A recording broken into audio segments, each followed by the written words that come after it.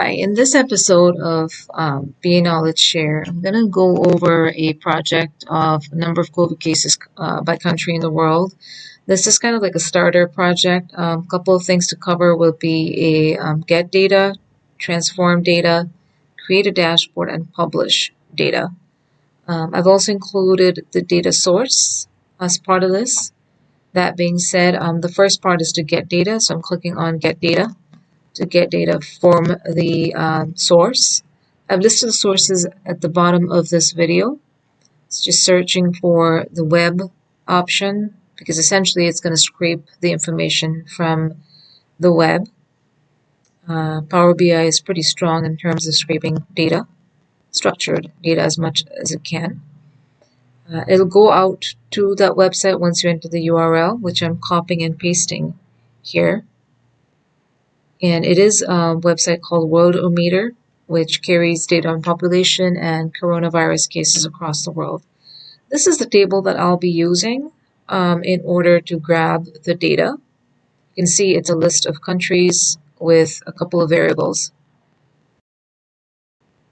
So the next step is basically to pull that, scrape the data from the website. So my computer is a laptop, so it's not very strong, but it did take a little bit for it to connect and pull the information from Worldometer. It's still connecting.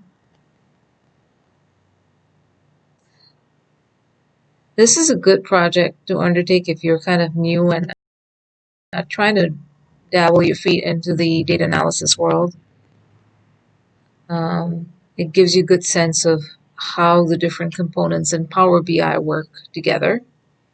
So for those that have worked with Excel, this should be fairly easy, but those that have not worked with Excel or any other system, it's pretty self-explanatory in terms of Power BI in getting the data. So now over here, it's pulled the data. I'm grabbing the first table, just doing a sanity check on the variables and the country information.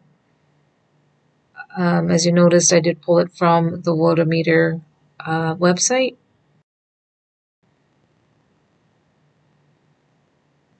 Still loading the table that I selected, so it might take a little bit to load the information.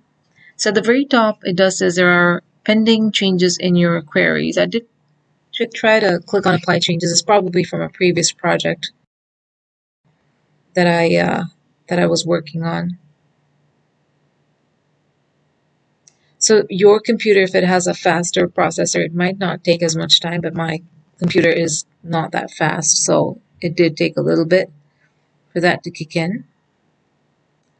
That being said, a couple of things is to notice is on the left-hand side, you notice report, data, and model. Go to report and model in a later video. So in the next video, I will go through transforming this data because there's a couple of frivolous columns that I did notice that I want to get rid of.